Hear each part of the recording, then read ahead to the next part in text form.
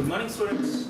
I welcome you all for another lecture on the course Computer Architecture and Organization. From last few classes, we are discussing about different data transfer schemes. In that, we finished the programmed controlled I/O, or simply called a programmed I/O. Later, we discussed interrupt-driven I/O. In today's class, I am going to discuss the last data transfer technique or a scheme, which is called a direct memory access (DMA). I recollect once what we discussed in programmed I/O and interrupt-driven I/O. In a programmed I/O, continuously our CPU monitors the I/O device status. In that process, the CPU was wasting its valuable time because we assigned a task to our CPU as a data processing or a data processing or controlling function. Instead of that, what our CPU can do in programmed controlled I/O is it continuously monitors the device status. If the device is ready, it will take the data from the device or it may transfer the data to a device. Whatever the data it receives from a device, later it will be transferred to the memory. In a second case, it receives the data from the memory, later it will transfer to the device. In this case, the CPU can't perform its assigned task, that was a data processing. So that's why the technique is not that much good. Next we shifted to the second one, interrupt-driven I/O. In that particular concept, what happens is, whenever the device was ready, the device itself has to send an interrupt request signal to a CPU, because the CPU was engaging to execute some other program. Whenever the CPU receives an interrupt from an I/O device, it stops the current executing program and it will attend for that interrupt. That means it will attend for I/O operation. In this particular case, we reduce somewhat the CPU wait state time, but still the CPU was wasting its time in data transferring between I/O device and memory elements. In order to overcome this disadvantage, we shifted to this direct memory access DMA. How?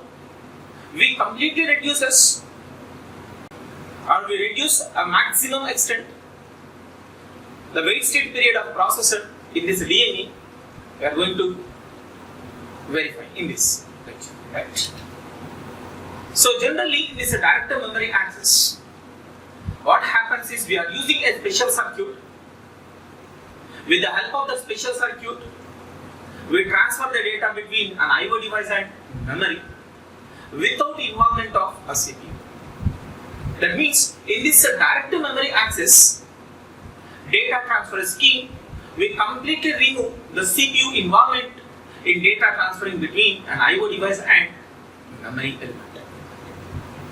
So, here what are the tasks that can be done by your processor, either in case of programmed controlled I/O or in case of interrupt-driven I/O, the same thing here is done by that special circuit. And one more important thing here is, this special circuit operation just looks like an interfacing circuit or an I/O module. We know that what an I/O module can do in I/O device communication. Because our external devices we are not directly connected to the system bus, because their speeds are different, their logics are different. That's why we are connecting an external devices to the system bus through I/O module or an I/O interface. So, in this occasion, what a special circuit we used for direct data transferring between an I/O device and a memory, the device can do a function like an interfacing circuit.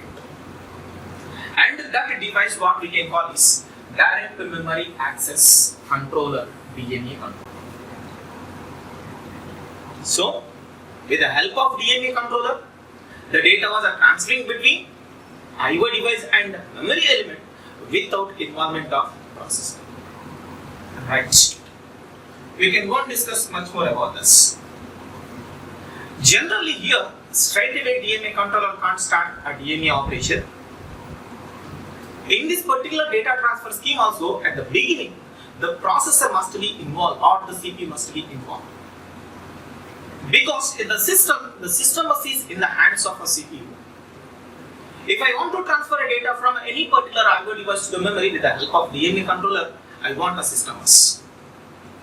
So, the DMA controller which is used to data transfer between an I/O device and a memory, that DMA controller first get a permission from a CPU to use the system bus. So in that process, the CPU definitely involved in this DMA operation also.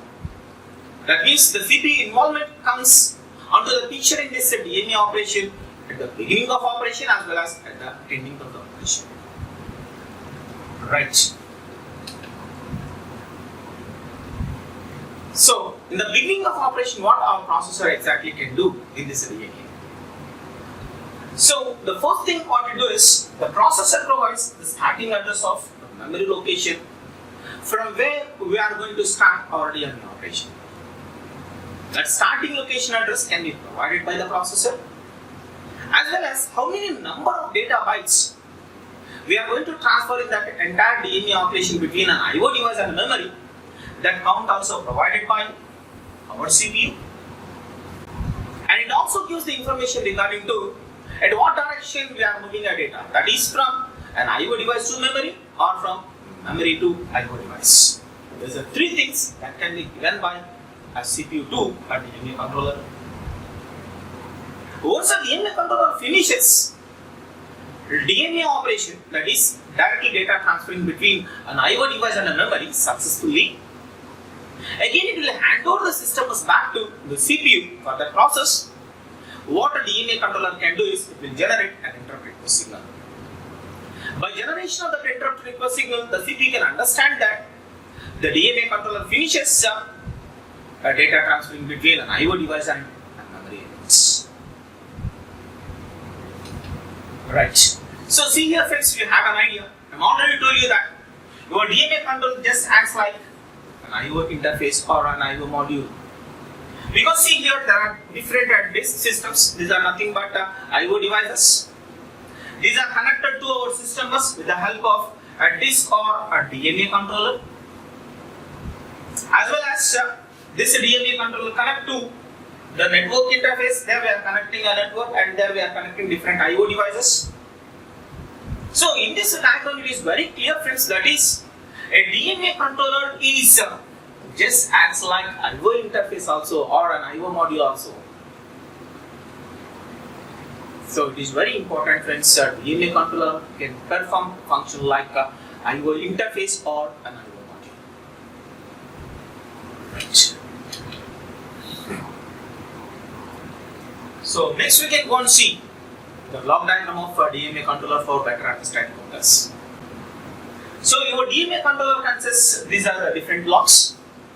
It has a data count register. This is a data count register. And second one is it has a data register. And third one is an address register. And the fourth block is nothing but a control logic. In this case, this data count register and an address register both are interlinked. And these two things are generally connected to. These two things are interlinked, and this data register is connected to data lines, and this address register is connected to address lines. And for this control logic, we are connecting different control signals as well as acknowledgement signals. What is the job of these blocks in this DMA operation? If you are thinking that direction, the job of this data count register is, for example, my aim is transferring of a data from an input device to memory through the system bus. In between this, we have a DMAC. This is a DMA controller. So let me assume this is our system bus. This has this network of the system bus. My aim was transferring the data from this input device to the memory. In the memory, I would like to start a data storage from an address 1000H. and I would like to transfer total 100 bytes from an input device to memory. At the beginning of DMA operation, this is 100 bytes, this is 100 is a count value. This count value was initially copied onto this data count register. And this 1000H address was initially copied onto address register. After initialization of this data count register and an address register, later we can go and start a data transferring. For example, we transfer successfully 1 byte of data from this input device to this memory. Then what happens is your data count values are reduced or decrements by 1. Previously it is 100, now it changes to 99. At the same time, in the memory also we have to go and point a new location. Previously our address was 1000. Next, if you want to transfer another new byte, we have to go and change that address. It may changes to 1001H. That means these are two register values are changes at a time. That's why these are two registers are interlinked. After every successful data byte data transfer between an IO device and a memory, there was a change we observed in data count register as well as address register. And what are the data we are transferring from an IO device to memory or from a memory to an IO device to this DMA controller? First, the data was copied onto this data register. Later, the data is transferred to other data. Because we know that IO device speeds are different. All IO devices speeds are different and their speeds may not be greater compared to the memory device.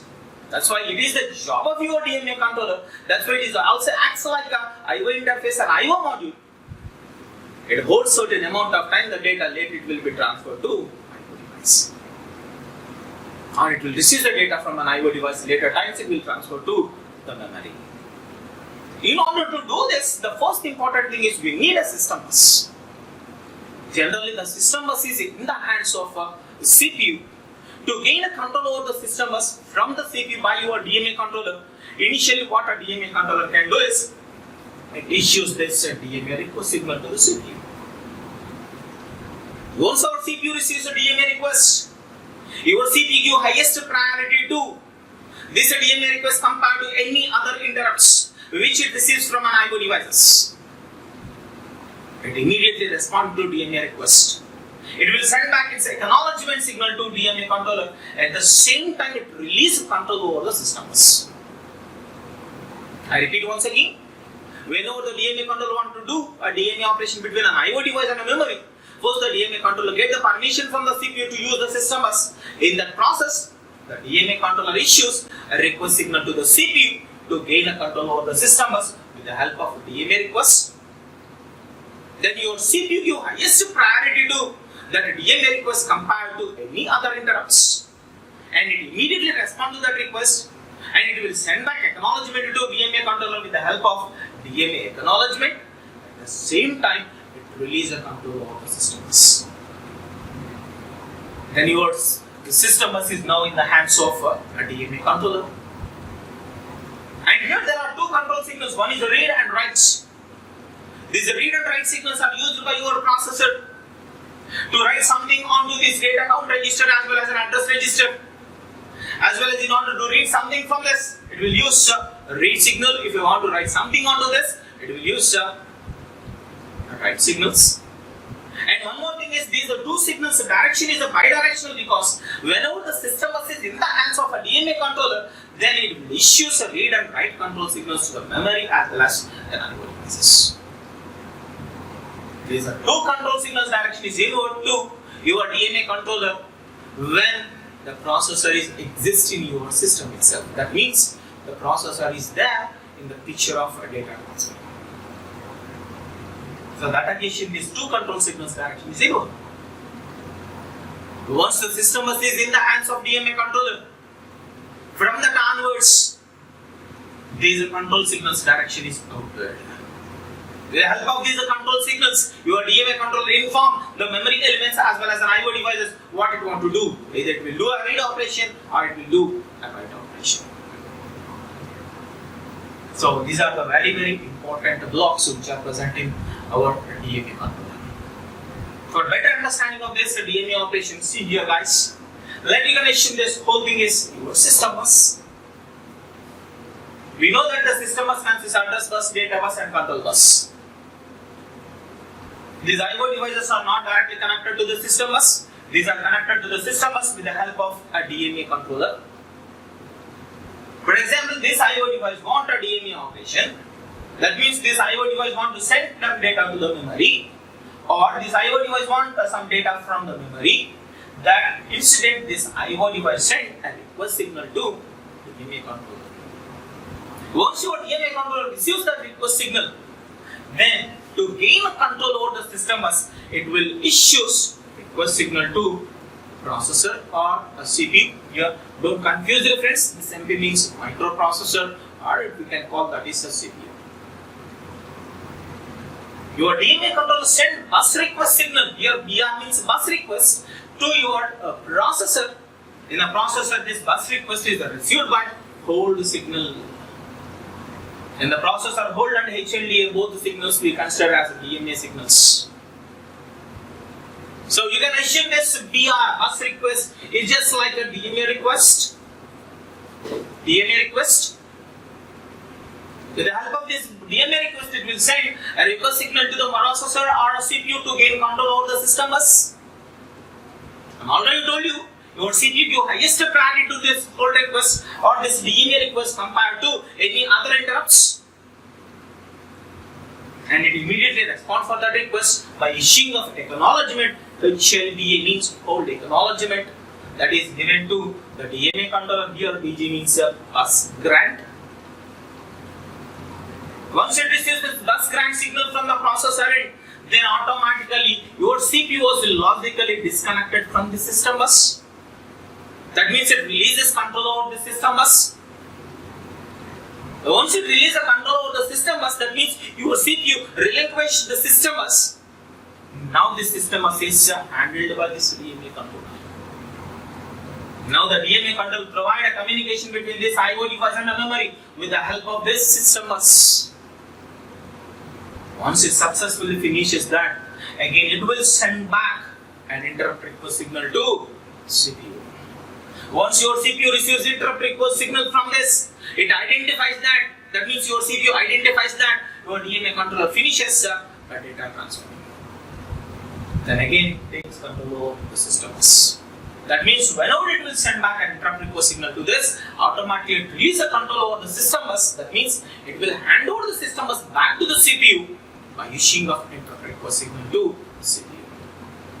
Once the CPU receives an interrupt request signal from a DMA controller, it identifies that the DMA finishes successfully data transferring between an I/O device and a memory.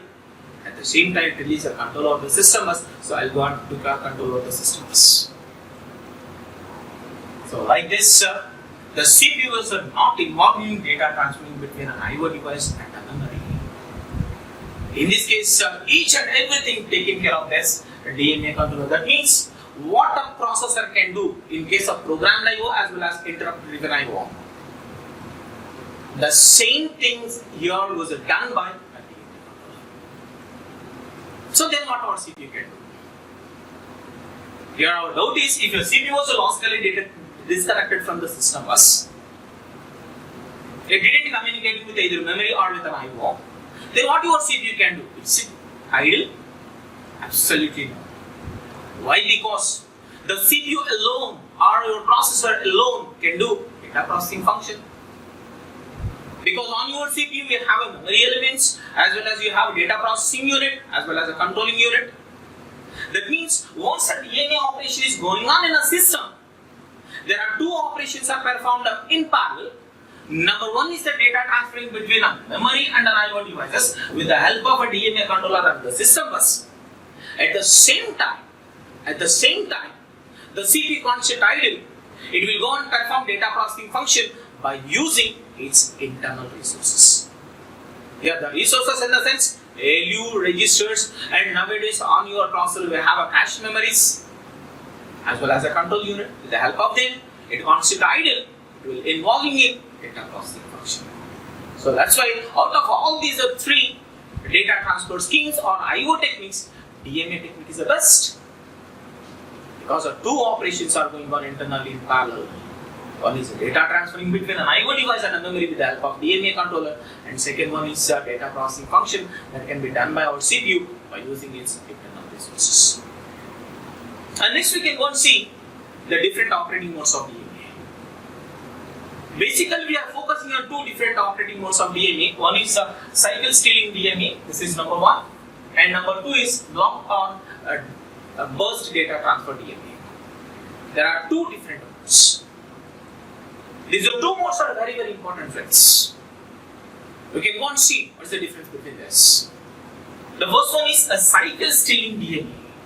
For better understanding, I can say like this. In this cycle stealing DMA mode of operation, in alternate clock cycles, the system can be used by either DMA controller or by CPU. That means, for example, in clock cycle 1, the system bus is used by CPU. In clock cycle 2, the system bus can be used by DMAC. In clock cycle 3, again the system bus is used by CPU. In clock cycle 4, again the system bus is used by DMA controller like this. That means in alternate clock cycles, the system bus can be used by either processor or by DMA controller, because the CPU can't perform a data processing function alone a much duration of time. Because on your processor we have a limited amount of resources. Again, in order to overcome the wait state period of our CPU, better to go and use this cycle stealing DMA in our system. If you are adopting this cycle stealing DMA, in our system what happens is, in alternate clock cycles the system bus can be used by either DMA controller or by a CPU. Due to that, there is no chance either our CPU is entering into wait state or our DMA operation can't perform well between an I/O device and a memory elements. So you remember, friends, in cycle stealing DMA, in alternate clock cycles, the system bus can be used by either DMA controller or by a CPU. This is one thing, or one mode of operation. And coming to the second one is called a block data transfer DMA or burst data transfer DMA. What this particular one? The name itself indicates block data transfer. Until transferring of lost data byte in the block between an I/O device and a memory, the system bus is purely in the hands of a DMA controller. I repeat once again. In case of this block data transfer DMA or burst data transfer DMA, until transferring of last data byte in the block, the system bus is in the hands of a DMA controller. Once a DMA controller finishes data transferring between an I/O device and a memory, that means your DMA controller successfully transferred a block of data between an I/O device and a memory, then it releases control of the systems. So that's what we can call is block data transfer DMA. So one is a cycle stealing DMA, and second one is burst data transfer DMA or block data transfer DMA. I hope you understand what the direct memory access is. Now I would like to give the summary of our data transfer schemes. I recollect once how program controller I/O and how interrupt driven I/O and how direct memory access operations are going on in our system. See here, friends, this is a flowchart that was related to the programmed I/O or programmed controlled I/O. So once you are observing this, the first step is issue read command to I/O module. This task is done by CPU to I/O module. That means here our intention is we are going to read the data from some external device. Later that data was transferred to memory. Here our intention is we have to go and read something from an external device. Later read data is transferred to memory. In that process, first of all, what a CPU can do is it issues a read command to I/O module, because the external devices are not directly connected to the system bus. Our external devices were connected to the I/O module, and later I/O module is connected to the system bus. That's why here what our CPU can do is our CPU issues a read command to I/O module. So that's why here the CPU issues a read command to I/O module. So communication is from CPU to I/O module. and later read the status of IO module. Once a read command is received by IO module, immediately it will send back its status information to CPU. That means before issuing this read command, already your CPU issues address of an external device. That means your CPU wants the data from which external device? It issues the address of that. That is also received by your IO module. Later it will issue a read command. In that process, your IO module won't verify the status of an external device. That status it will send back to our CPU. That is our second step. Once your CPU receives the status of IO module, that means once your CPU receives the status from an IO module, that means your CPU won't verify the status of the external device. In that process, if it check the status, in that process the device is not ready, that means the device was busy with the previous assigned task. If the CPU was busy, that means the device was busy, that means the device was not ready. Again, what I have to do is, again I can go and read the status of IO module after certain duration of time. After certain amount of time, again one more time our CPU go and read the status of our device until it identifies that the device is ready. Once the device is ready, then it will go and read the data from that module. Once the device is ready, it reads the data from an IO. That means IO device send the data to IO module, later the IO module transfer the data to the CPU. So here the next step is, if a device was ready, immediately the device send the data to an IO module, later that IO module transfer the data to the CPU. That's why here read a word from IO module. Once we read the data from an IO module, the same data it will transfer to memory. Write the word into memory. That means already I told you that here my aim is read some data from an external device and it will be transferred to certain memory location. If I do this for only one byte data transfer, I will want to check that my task is over. That means our data transfer is completed. If it is no, again what I have to do is again I will go and issue one more read command. I already received one word from a selected device that I transfer to the memory. My data transfer was not finished, so again one more time I will go and issue the read command to the same IO module. Again that IO module send back a status information. Again your CPU got to check the status. Everything it happens in a sequence.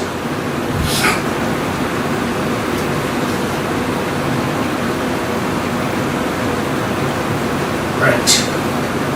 So everything happened. So that is our program.